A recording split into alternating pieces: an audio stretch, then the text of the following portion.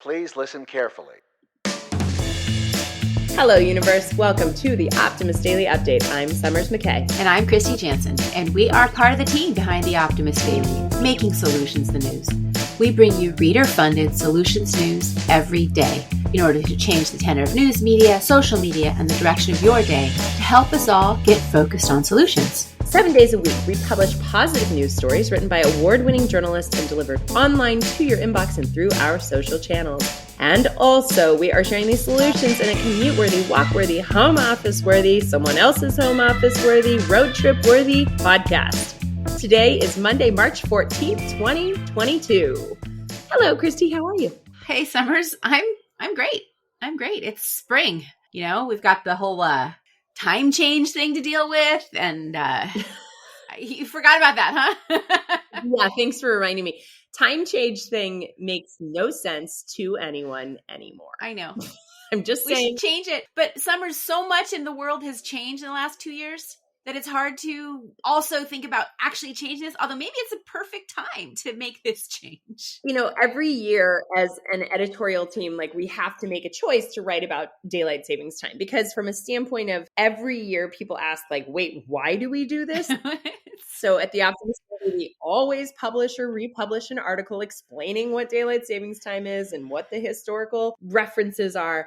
But it's like that law, you know, that law that was on the books in the UK about being arrested for being homeless. Yeah. It's like, let's get this one off the books, guys. We have electricity now. We don't need to be springing forward and springing back all the time. Now that we have a writer, now we have Oliver living in Arizona, he should take this on because Arizona doesn't do daylight savings. Right. So for part of the year, he's closer in time to me, and part of the year, he's closer in time to Christy. And this just, it makes no sense. So I reject daylight savings as a notion. And maybe, however, we start this by always publishing on standard time, no matter what. That's our little stake in the ground, Christy. Would that work? I don't know. Maybe. Does that mean that I can get up an hour later? Sure. Maybe I'll take that. However, it was pretty funny when we were in California, right? So I have a 2-year-old. Big news. Nobody's surprised by that.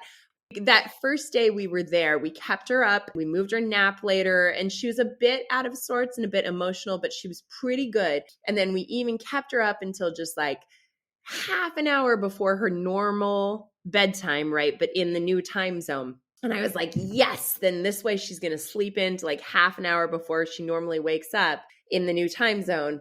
And she woke up in the old time zone. Didn't work. Yeah, it didn't work. Oh, well. There is not coffee strong enough to get through being up from 3 a.m. on to travel with your child and then having her awaken the next morning at 4 a.m. And then compounded by this springing forward shenanigan. It's like people are more likely to have car accidents with chime changes. Heart attacks. It's a bad idea. Let's write a letter. Let's write a letter to Congress. Jointly signed by Christy and Summers, and anyone who wants to join that, send us an email and we'll put your name on it too. Okay, yeah, let's talk about some of our solutions for today, Summers. What's your headline? Okay, so jumping into emergency medicine from time zone changes, my headline reads, ER patients report less pain after a short visit from a therapy dog. While hospitals often welcome therapy dogs within their wards as a means to comfort and uplift patients, the therapeutic benefits of these friendly animals usually haven't been clinically proven. But now it has been proven. A study from the University of Saskatchewan shows that a visit of just 10 minutes from a therapy dog can help reduce pain and improve the well-being of patients in the emergency room. I love the idea of therapy dogs in the emergency room. As a hospital volunteer growing up, I often saw therapy dogs in, more of the longer care wards and certainly the children's wards, but the idea of them being in the emergency room is a great thing. Therapy dogs themselves, they're just really friendly family pets that are so excited to visit with people in places that you don't typically have a pet, is the quote from co-author of the study, Dr. Colleen Dell. As part of the study, which was published in PLOS 1, researchers asked 200 patients in the ER to report on their pain level on a scale of 1 to 10, 1 being the lowest level of pain. One participant group received a visit from the therapy dog while the other did not. The control group always makes me sad for this because I feel so sad for those 100 people that didn't get the visit from the dog. But after the visit, the researchers then asked the patients to again report their levels of pain.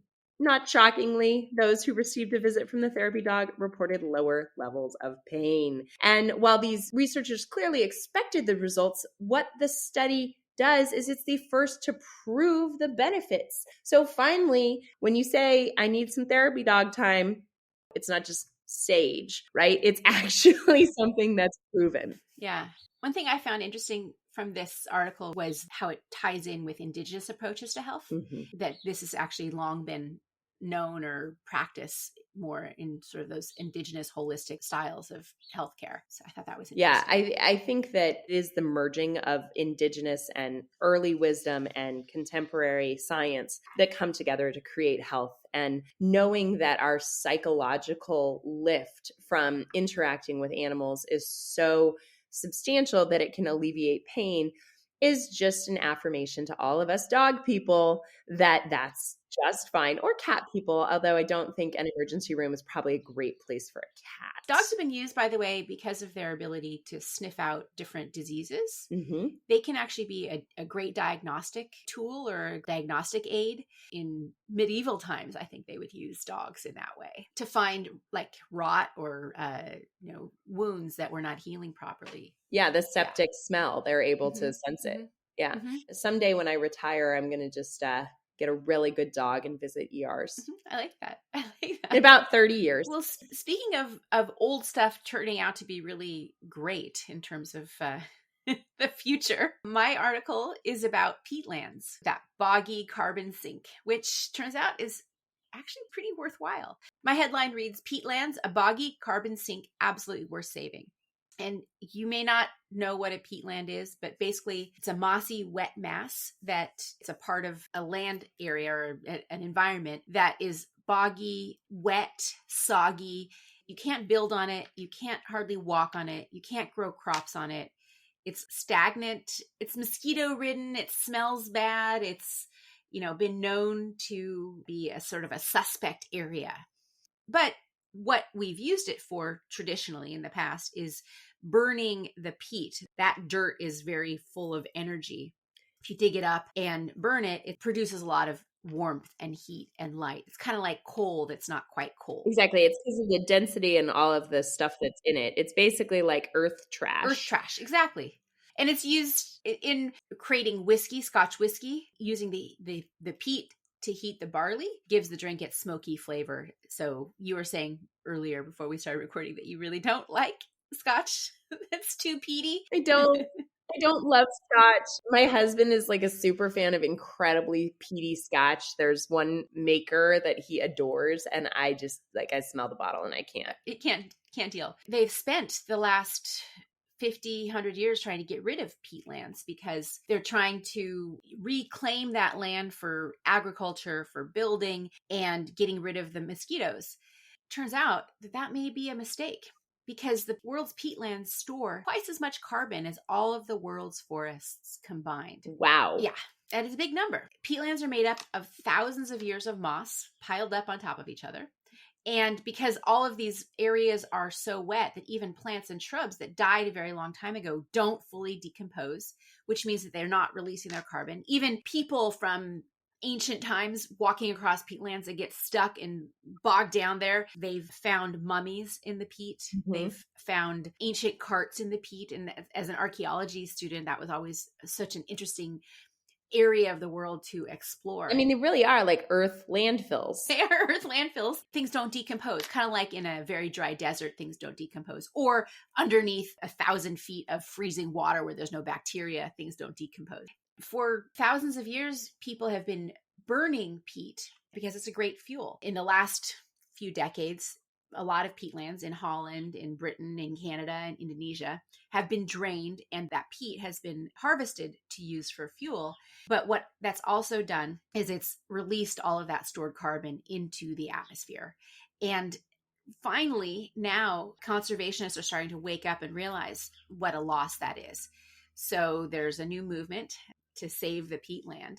And conservation groups are working to preserve and even reinvigorate some of those areas in the world that are dense in peat. So that's a new movement. And that's what this article is about. There are groups such as the Rotary of Great Britain and Ireland are trying to ban the burning of peat as an amateur fuel. I imagine that burning peat also releases a substantial amount of carbon. Well, exactly. And that's what happens. That's how the carbon gets released into the air. Yeah. And places like Indonesia, where they have rich peatlands, we have to figure out ways to make it economically rewarding for those regions to not burn that peat, to not bulldoze over it, to not drain the swamps, so to speak. So I'm going to link our two stories here with offer an alternative. Okay. As I'm training my new puppy, he loves to chew on things, right? And so we have a saying around here that's offer him an alternative. Give him another toy that he will enjoy more so that he doesn't chew on you, right? So with the peatlands and with training future therapy dogs, if we can effectively offer an alternative that is more compelling, that is more financially rewarding, more sustainable. And that is all about developing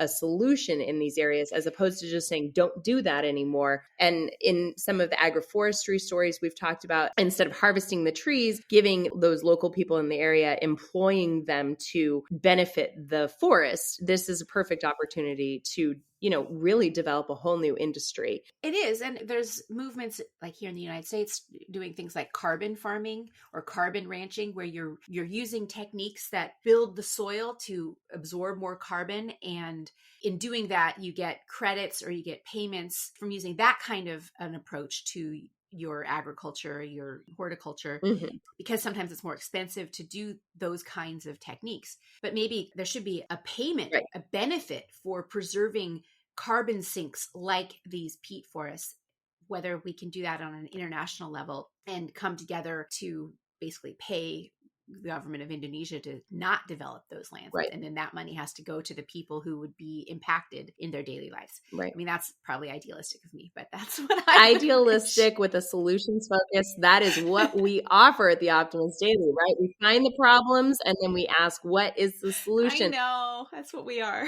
As the Paw Patrol says, no job too big, no podcaster too small. The Optimist Daily is on the call. Christy, what else do we have in today's headlines? Okay, other headlines from today's Optimist Daily include, this is how much strength training is needed to significantly reduce the risk of death. Floating ants could inspire the future of robotics and self-healing materials, another inspiration of nature. Scientists discover an octopus from before the dinosaurs. What else, Summers? Ground gained in the fight against aging. I'm going to revisit that one because I think aging, the definition of aging on that one might be like of deleterious aging, of bad aging, of painful aging, because I am a big fan of aging. I like being older. Right. Aging is good because the alternative is not so good. This startup transforms carbon pollution into useful materials. And 7 habits to promote brain health. That and much, much more, as always, guys, is available on the Optimist Daily. Thank you for listening to today's Optimist Daily update. We promise to continue to share positive solution-based stories with ideas on how we can participate in this changing world and ensure it is changed for the good. If you haven't already, please consider becoming an emissary. For $5 a month. Support reader-funded independent journalism. You can also support it for more if you feel like it. Yeah, I have to give a shout out. Yesterday, we got a pretty nice new super emissary. Yep. So. Yep.